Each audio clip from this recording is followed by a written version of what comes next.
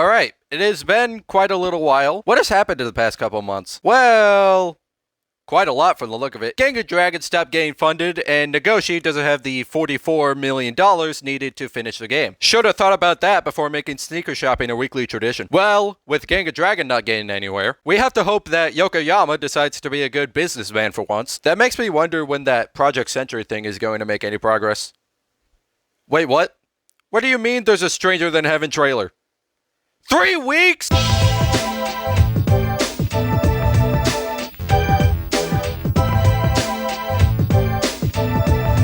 Alright, so I'm not exactly the earliest to this party, but the game is nowhere near release from the look of it, so hey, at least I'm here now. Nevertheless, let's look at what we do know about Stranger Than Heaven that we got from the trailer.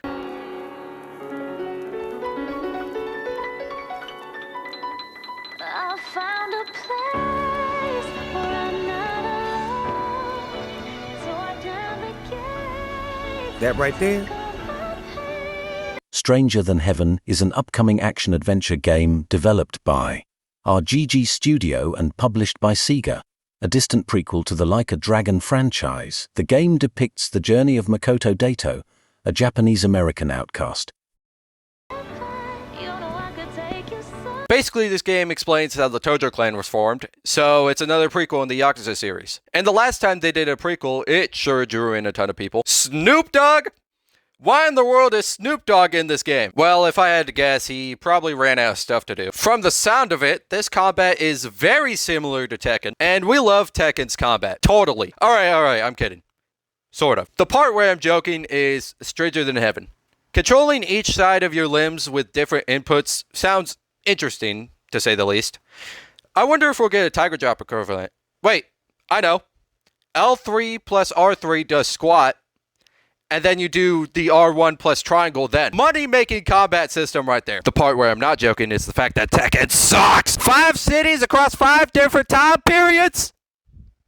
Sounds like I'll have to be careful not to lock myself out of the platinum during the main story. Unless I'll be able to use a time machine in Premium Adventure, which I'll probably be able to. If that's not so, then I've got a route to make. The time periods we're being taken through are 1915, 1929, 1943, 1951, and 1965. Another thing to note from my knowledge is we're going to play as the same protagonist throughout the entire game, which means Makoto could break the record for the oldest protagonist in Ryu Ga Gotoku history. I don't get why no one can die of old age in this universe, but that's just a Ryu Ga Gotoku special, I suppose. They've been doing that since the company was first founded. Music plays a major role in Stranger Than Heaven's gameplay system. As Makoto navigates the environment surrounding him, he can pick up various sounds and save them as recordings. Later, Makoto may encounter composers, allowing him to use the collected sounds to create original compositions. The game also incorporates management activities in which Makoto must take on the role of showman and organize different musical shows, including picking out musicians to participate, recruiting them on the street, and placing advertisements for the show. So, from my understanding, the business equivalent of this game is going to be a band that we run?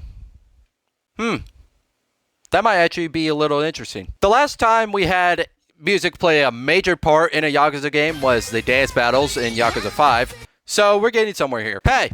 What's her Insta? I'm asking for a friend, of course. So after looking at everything that we know about the game as of right now, I think it's safe to say that Ryu Ga Gotoku just doesn't give a crap about their fans. How did I jump to that conclusion? Because when you guys asked them for Kiwami 3, you know what they gave you?